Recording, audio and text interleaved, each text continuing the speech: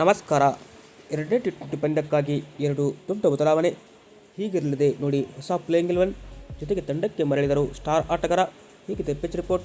ಜೊತೆಗೆ ಭಾರತ ಮತ್ತು ಇಂಗ್ಲೆಂಡ್ ನಡುವಿನ ಎರಡನೇ ಟಿ20 ಪಂದ್ಯದ ಪ್ಲೇಯಿಂಗ್ 11 ಯಾವ ಥರ ಇರಲಿದೆ ಅಂತ ಈ ಒಂದು ವಿಡಿಯೋದಲ್ಲಿ ಪ್ರತಿಯೊಂದು ಅಪ್ಡೇಟನ್ನು ತಿಳಿಸ್ಕೊಡ್ತಾ ಬರ್ತೀನಿ.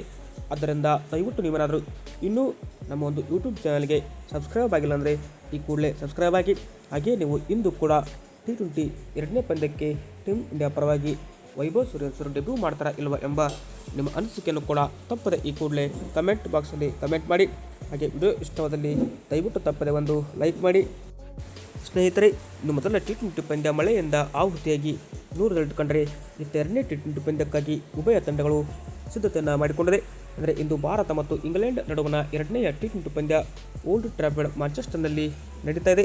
ಈ ಒಂದು ಪಂದ್ಯಕ್ಕಾಗಿ ಟೀಮ್ ಇಂಡಿಯಾ ಪ್ಲೇಯಿಂಗ್ 11 ಯಾವ ಥರ ಇದೆ ಜೊತೆಗೆ ಪಿಚ್ ರಿಪೋರ್ಟ್ ಹೇಗಿದೆ ಅಂತ ನೋಡ್ತಾ ಬರೋದಾದರೆ, ಮೊದಲಿಗೆ ನಾವು ಇಲ್ಲಿ ಪಿಚ್ ರಿಪೋರ್ಟ್ ಕಡೆ ನೋಡ್ತಾ ಬರೋದಾದರೆ, ಈ ಒಂದು ಓಲ್ಡ್ ಟ್ರಾಫರ್ಡ್ ಮ್ಯಾಂಚೆಸ್ಟರ್ ಮೈದಾನ ನೇರವಾಗಿ ನಾವು ಇಲ್ಲಿ ಫಾಸ್ಟ್ ಬಾಲ್ಗೆ ಹೆಲ್ಪ್ ಇರುವಂಥ ಪಿಚ್ ಆಗಿದೆ.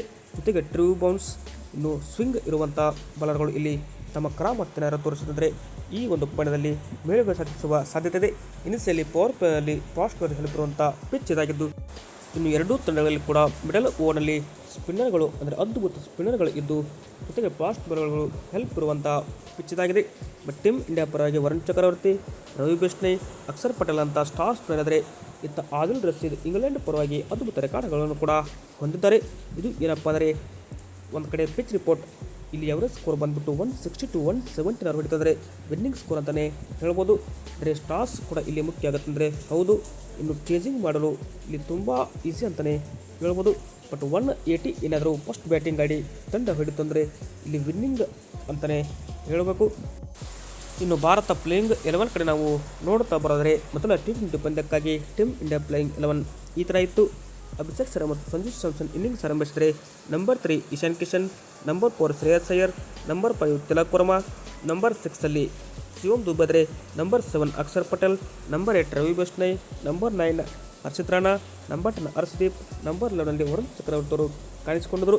ಬಟ್ ಇಲ್ಲಿ ನಮ್ಮ ಟೀಮ್ ಇಂಡಿಯಾ ಪರವಾಗಿ ಇವತ್ತಾದರೂ ವೈಭವ್ ಸೂರ್ಯವಂಶಿ ಡೆಬ್ಯೂ ಮಾಡ್ತಾರೆ ಅಂತ ಕೇಳ್ತಾ ಹೋದರೆ ಡೆಬ್ಯೂ ಮಾಡುವ ಸಾಧ್ಯತೆ ಇದೆ. ಯಾಕಂದರೆ Tilak Varma slow strike rate ಇರೋದರಿಂದ ಅವರನ್ನು ತಂಡದಿಂದಲೇ ಡ್ರಾಪ್ ಮಾಡಿ ಸಂಜು ಸ್ಯಾಮ್ಸನ್ ಅವರ ನಂಬರ್ 5 ಆಡಿಸಿ ಅಭಿಷೇಕ್ ಶರ್ಮಾ ಮತ್ತು ವೈಭವ್ ಸೂರ್ಯವಂಶಿ ಇನ್ನಿಂಗ್ಸ್ ಆರಂಭಿಸುವ ಸಾಧ್ಯತೆ ಇರಲಿದ್ದು, ಇಲ್ಲಿ ರವಿ ಬಿಷ್ಣೈಗೆ ಪ್ರಿನ್ಸ್ ಯಾದವ್ ಬರ್ತಾರೆ. ಬಟ್ ರವಿ ಬಿಷ್ಣೈ ಅವರನ್ನೇ ಆಡಿಸ್ತಾರೆ ಅಂತ ಕಾದು ನೋಡಬೇಕಿದೆ. ಯಾಕೆಂದರೆ ಮೊದಲ ಪಂದ್ಯದಲ್ಲಿ ಟೀಮ್ ಇಂಡಿಯಾಗೆ ಬಾಲಿಂಗ್ ಮಾಡಲು ಸಾಧ್ಯವಾಗಿಲ್ಲ.